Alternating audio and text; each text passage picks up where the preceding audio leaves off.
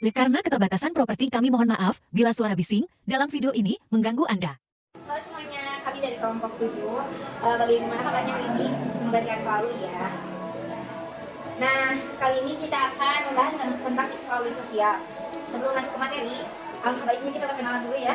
Saya Sinta Nurul Kolbi sebagai host, dan di sebelah kiri saya ada Anissa Jaksel ya sebagai pemateri.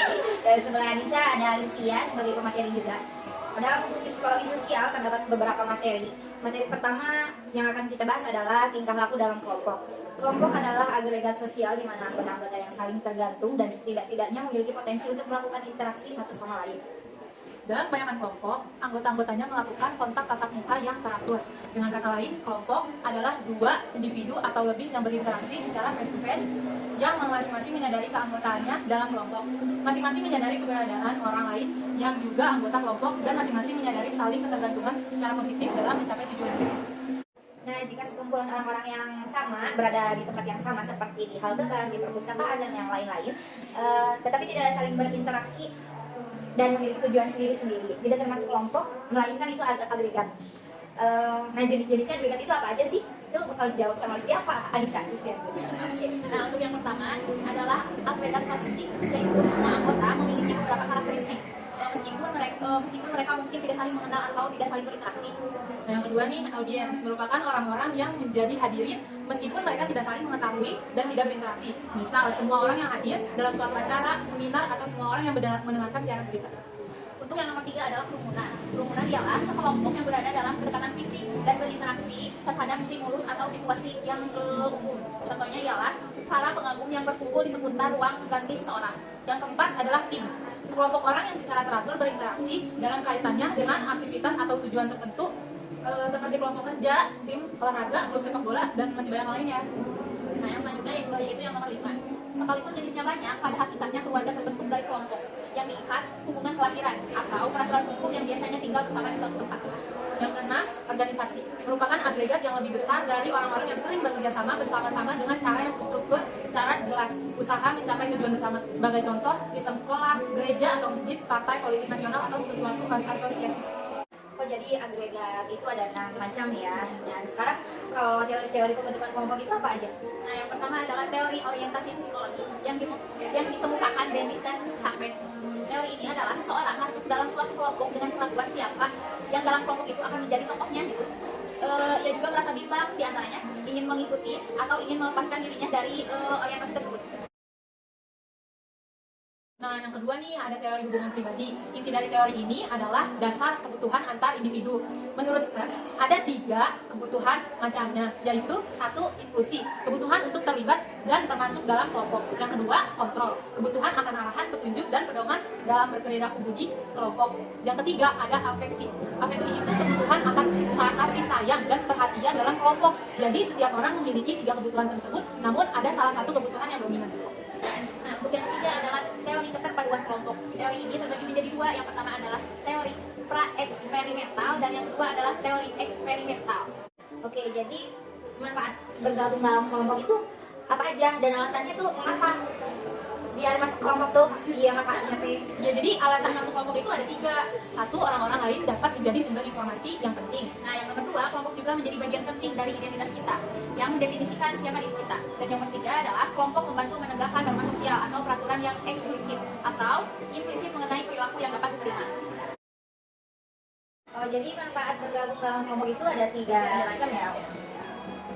Lalu kalau misalnya komposisi atau apa ya, struktur kelompok itu apa aja? Jadi komposisi atau struktur kelompok itu ada 5 ya? Iya. Ada 5. 1, ukuran kelompok, semakin banyak anggota kelompok semakin kecil kemungkinan untuk berinteraksi. Nah, untuk yang kedua adalah homogenitas kelompok, yaitu di dalamnya terdapat memiliki kesamaan yang kemudian membantu kelompok juga setelah terbentuk menjadi kelompok, kelompok tersebut cenderung bekerja dengan cara yang semakin kuat bersamaan daripada keanggotaannya. Nah, yang ketiga ada norma kelompok, aturan atau perilaku yang pantas atau tidak pantas. Nah, yang nomor 4 adalah peran dalam kelompok. Nah, yang kelima ini ada kohesivitas kelompok, kualitas yang mengikat anggota-anggota dan meningkatkan rasa suka di antara anggotanya. Oh, jadi kesimpulan dari agregat itu dari mulai jenis-jenis agregat seperti agregat statistik, audiens, kerumunan, tim, keluarga, dan organisasi. Terus teori-teori juga berarti sangat banyak ya. ya ada manfaatnya juga. Jadi sekarang kita berpindah topik aja ya, karena udah saya cantum juga ya di sini. Nah kalau buat materi selanjutnya itu tentang pengaruh orang lain, diuraikan dengan beberapa istilah. Mau saya yang menjelaskan atau kalian sebagai pemateri? Boleh, saya sebenarnya. Untuk pengaruh yang pertama adalah social facilitation atau fasilitasi sosial. Fasilitasi sosial merupakan suatu kondisi di mana keberadaan seseorang membuat kita jadi lebih bertenaga. Penelitian juga menemukan bahwa seorang itu akan menjadi lebih bertenaga ketika beraktivitas. Norman Triplett mempublikasikan hasil pengamatannya terhadap anak yang sedang bermain sepeda. Dilaporkan bahwa anak yang bermain sepeda dengan teman akan memicu sepeda dengan lebih cepat dibandingkan dengan jika ia bersepeda dengan sendirian. Peningkatan intensitas perilaku oleh kehadiran orang lain dinamakan fasilitas sosial. Jadi kalau kita lagi bermain dan adanya orang lain ya, itu menjadikan kita lebih bersemangat. Iya, karena ada pengaruh dari teman kita gitu. Jadi buat itu lebih semangat gitu. Oh, berarti kita sangat membutuhkan adanya bestie ya. Iya, iya. Nah, menurut Robert juga, dia melakukan penelitian yang melanjutkan bahwa dia menemukan bahwa perilaku yang rumit yang membutuhkan keterampilan dan kemampuan tinggi, atau jika perilaku sendiri lebih susah meragukan keberhasilannya, kehadiran yang lain juga justru menambah kegugupan dan memperbanyak kesalahan sehingga hasilnya menjadi lebih menurun. Yang selanjutnya ada social loafing atau pemalasan sosial. Seperti fasilitas sosial, kondisi ini juga terkait dengan rumit. Sederhananya, tugas yang dihadapi kecenderungan orang untuk berkinerja buruk bila tugasnya sederhana dan sebaliknya berkinerja lebih baik jika tugasnya kompleks. Nah, pemalasan sosial juga dapat disebabkan oleh beberapa hal berikut. Yang pertama adalah faktor rasional normatif yang menyebabkan pemalasan sosial dan menumpang kesuksesan tanpa berbuat apa-apa. Dan yang kedua, di perusahaan pemalasan sosial dipengaruhi oleh ketidakjelasan tugas dan faktor intrinsik yang rendah. Yang nomor tiga adalah orang tidak mau rajin kalau yang lain malas. Yang nomor empat, pengambil alihan peran. Dan yang nomor lima adalah pemalasan sosial lebih kuat pada kultur individualisme. Dan yang terakhir, jika ada hadiah, jadi kita lebih semangat nih, nggak males gitu ngerjainnya atau ngelakuinnya ya. Oh, jadi dari dua istilah yang tadi, yang pertama fasilitas sosial itu adanya orang lain. Yang jadi Kalau misalnya adanya ayam itu bagaimana? Kita lebih bersemangat. Oh iya. Tapi kalian punya ayam nggak? Apaan tuh? Nah, kalau yang kedua dari pemalasan sosial ya. Jadi kalau pemalasan itu banyak ya sekali faktornya ya. Kayak masuk kuliah tuh kalau hujan tuh jadi males gitu. Tapi kalau aku ada ayam nggak? Iya. Nah, lanjut ke sosial kelompok, sosialisasi kelompok atau pengambilan keputusan dalam kelompok itu bagaimana? Dalam pengambilan keputusan dapat dilakukan oleh satu orang atau merupakan pengambilan keputusan dapat dilakukan oleh dua orang atau lebih. Dalam satu kelompok biasanya keputusan yang diambil adalah keputusan bersama yang merupakan kesimpulan dari seluruh anggota kelompok. Jadi secara awal biasanya orang berpikir bahwa pengambilan keputusan bersama lebih baik daripada keputusan yang dibuat oleh satu orang saja. Keputusan satu orang dianggap banyak mengandung subjektivitas, sedangkan keputusan bersama dianggap lebih baik karena terdapat evaluasi dari beberapa orang sehingga dapat mencapai keputusan yang baik juga. Namun pada kenyataannya keputusan bersama menghasilkan keputusan yang tidak cukup baik dikarenakan hal ini adalah proses loss. Oh, jadi salah satu penyebab proses loss itu apa ya, kayak loss itu proses loss juga. Iya, bisa. Contohnya mungkin kayak mendominasi diskusi gitu ya saat anggota orang lain tidak mendengarkan gitu. Nah, jadi kalau pencapaian keputusan yang baik atau yang disebut dengan istilah group things itu apa? Nah, bukti berarti adalah banyak sekali orang atau satu gagasan. Teori mengenai ini adalah dikembangkan oleh Irving Janis.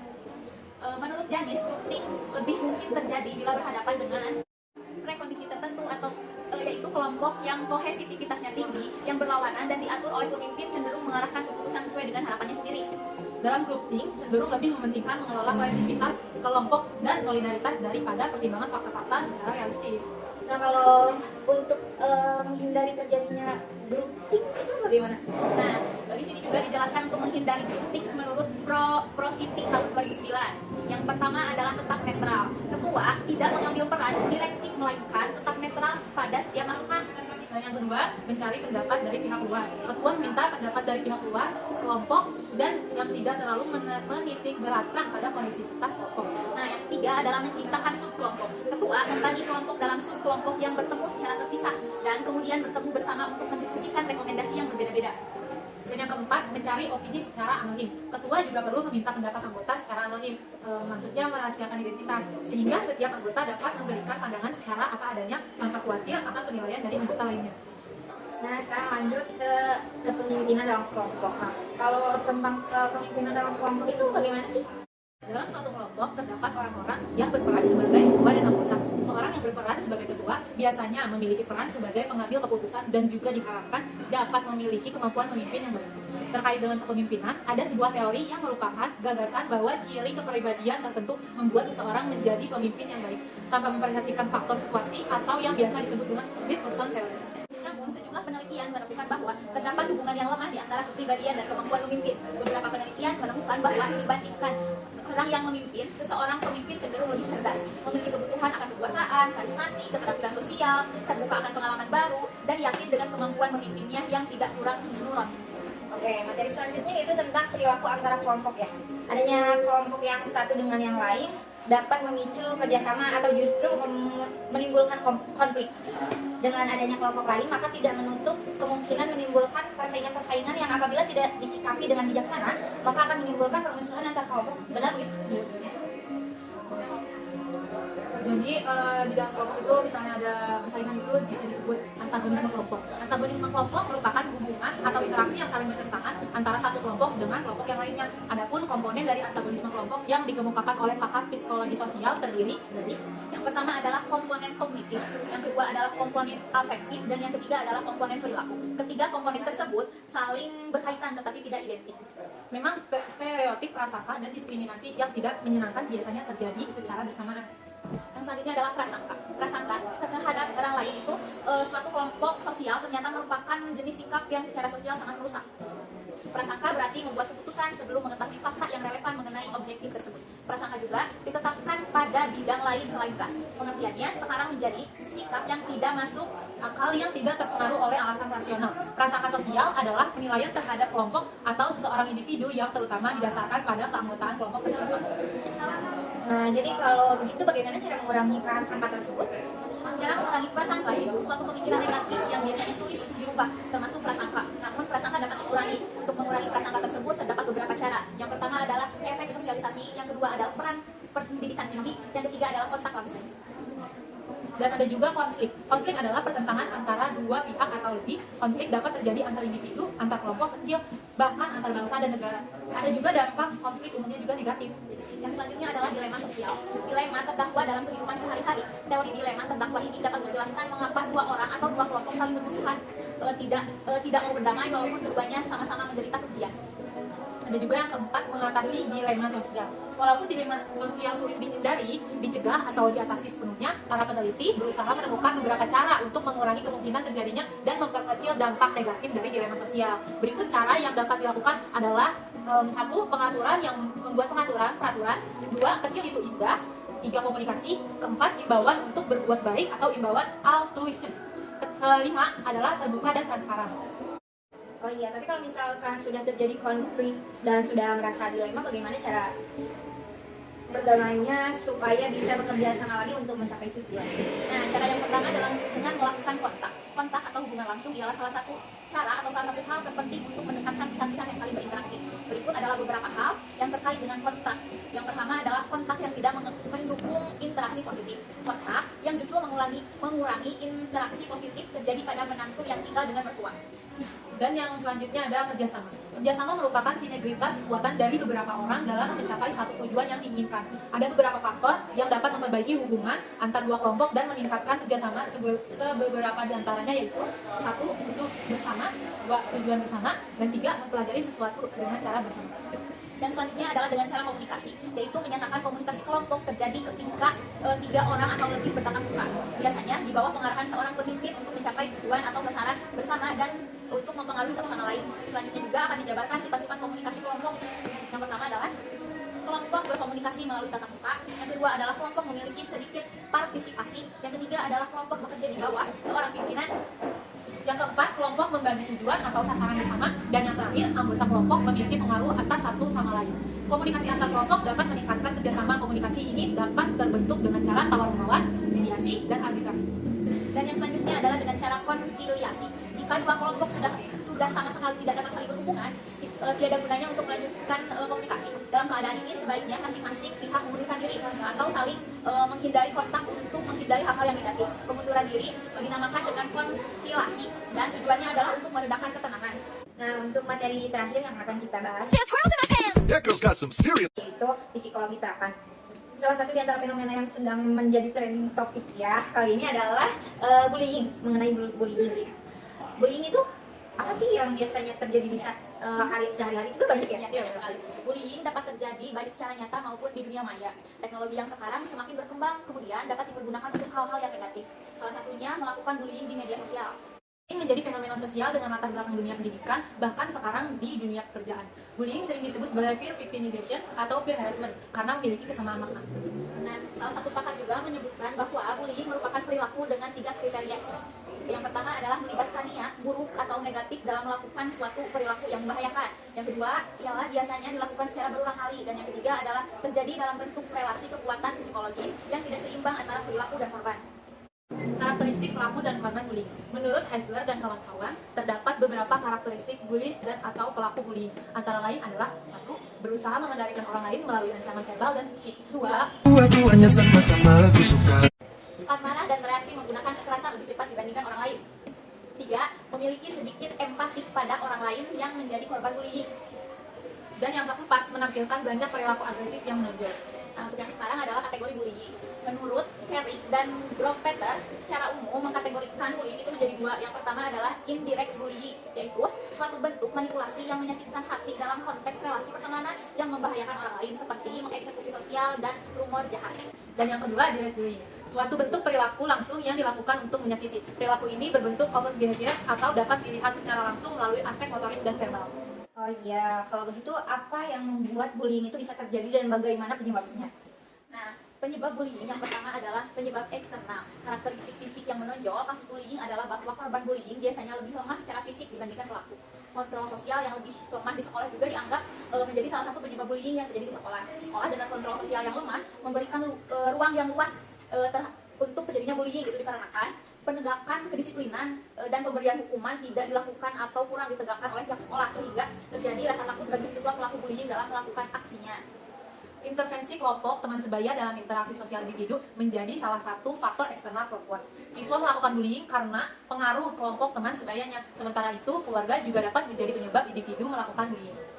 Yang pertama, untuk mendapatkan rasa nyaman. Yang kedua, untuk ekspresi kekuasaan pribadi. Yang ketiga, keuntungan material seperti pengalakan. Yang keempat, mendapatkan perasaan senang. Yang kelima, pelepasan emosi. Jadi apakah bullying hanya terjadi pada pelajar di sekolah atau di tempat umum lainnya? Banyak orang berpikir bullying terjadi di sekolah saja. Padahal faktanya bullying tidak hanya terjadi di sekolah atau dengan setting sekolah. Mayoritas bullying memang terjadi di luar sekolah. Namun dengan demikian tidak sedikit bullying yang terjadi di luar sekolah. Salah satu pakar juga menyebutkan bullying itu bisa terjadi di mana saja. Bullying dapat terjadi di rumah, contohnya dengan saudara kandung, terutama dari jenis kelamin yang sama. Di dalam setting sekolah dan asrama sekolah, bullying dapat terjadi di beberapa lokasi yang cenderung sepi dan jauh dari jangkauan pengawasan otoritas sekolah. Bullying juga lazim terjadi di dalam penjara. Narapidana yang memiliki masa tahanan lebih lama memiliki kecenderungan bullying terhadap narapidana lain yang memiliki masa tahanan lebih singkat atau hanya sebentar. Nah, selanjutnya adalah ada efek dari bullying. Bullying memberikan pengaruh yang sangat buruk bagi korban dan pelaku. Menurut salah satu pakar, beberapa pengaruh tersebut yang pertama adalah penolakan teman sebaya, yang kedua adalah terjadi kenakalan remaja dan kriminalitas, yang ketiga adalah melakukan kekerasan lebih lanjut di sekolah, terus ada depresi, terus memiliki ide-ide bunuh diri, dan yang terakhir adalah kekerasan dalam rumah tangga.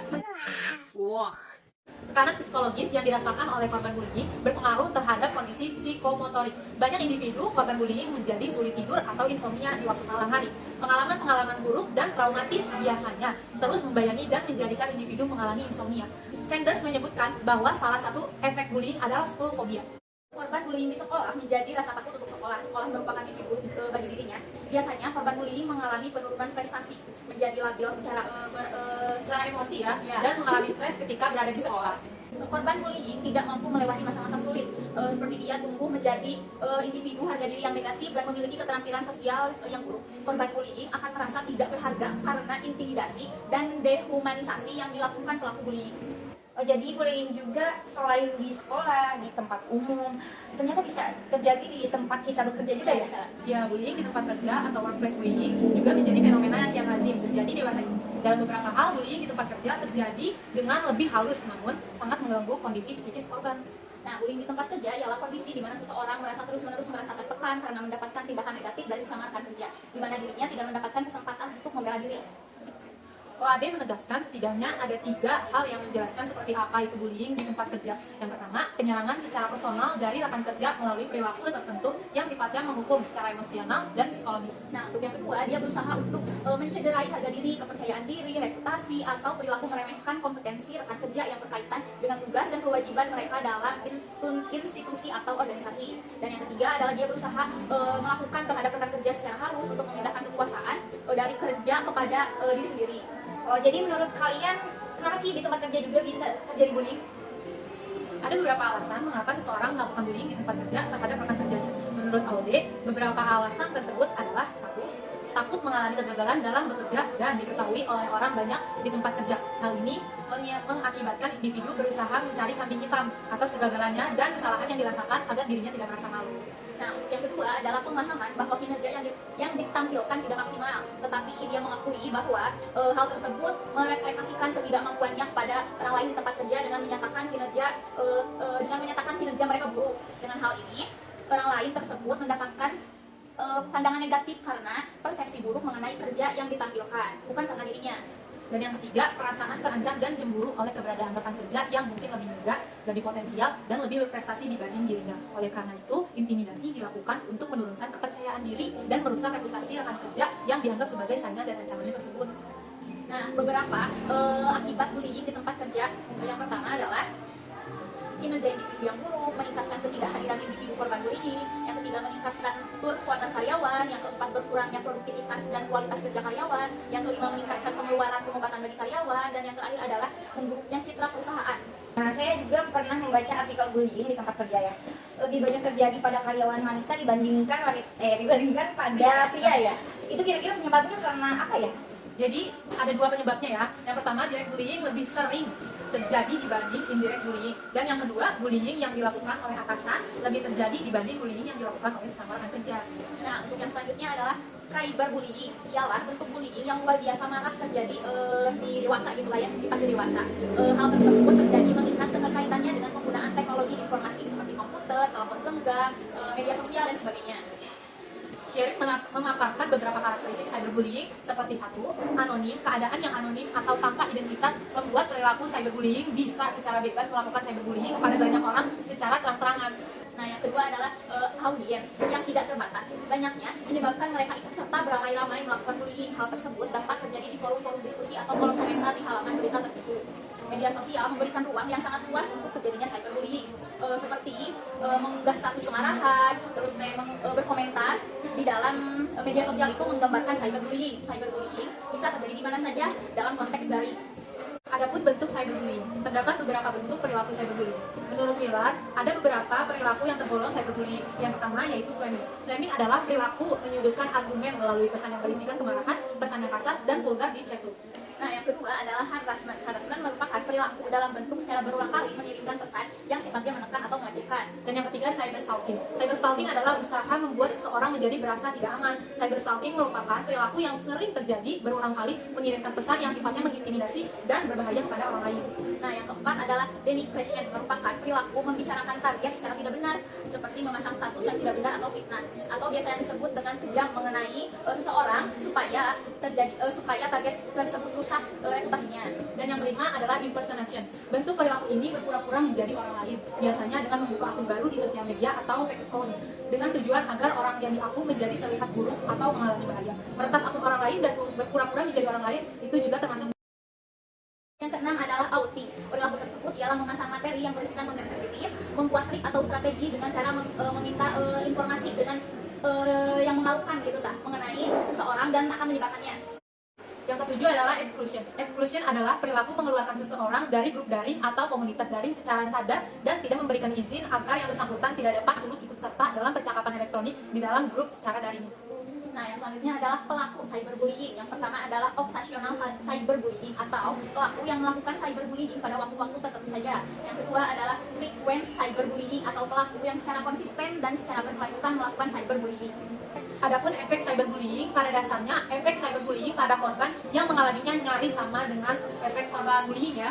Tetapi beberapa studi menekankan bahwa efek terbesar adalah pada kondisi psikologis dari korban. Target cyberbullying dapat menjadi pencemas, mengalami depresi, dan merasa sendirian ataupun kesepian. Nah, yang Selanjutnya juga dapat muncul simptom-simptom somatis sehingga kecenderungan perilakunya itu bunuh diri gitu.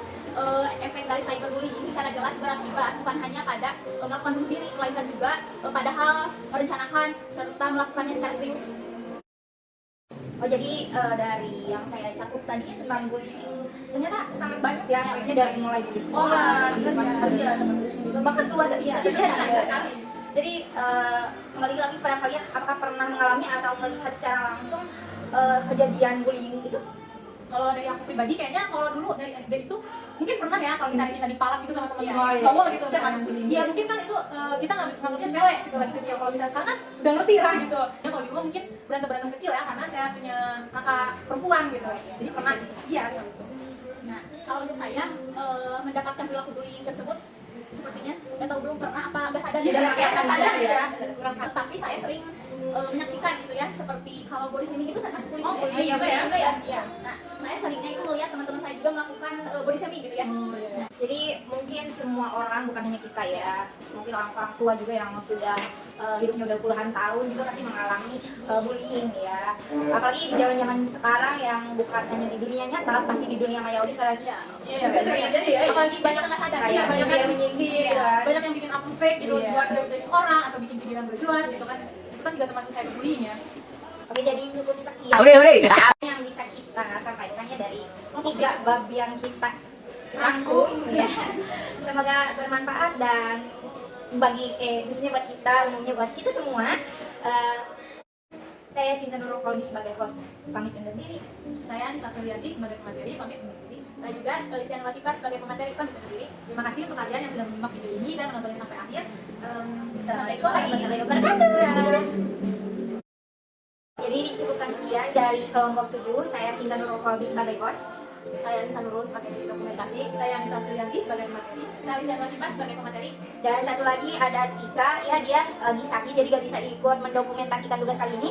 Buat teman-teman minta doanya biar Tika lekas sembuh dan kita juga ya semoga sehat selalu. Assalamualaikum warahmatullahi wabarakatuh. Terima kasih.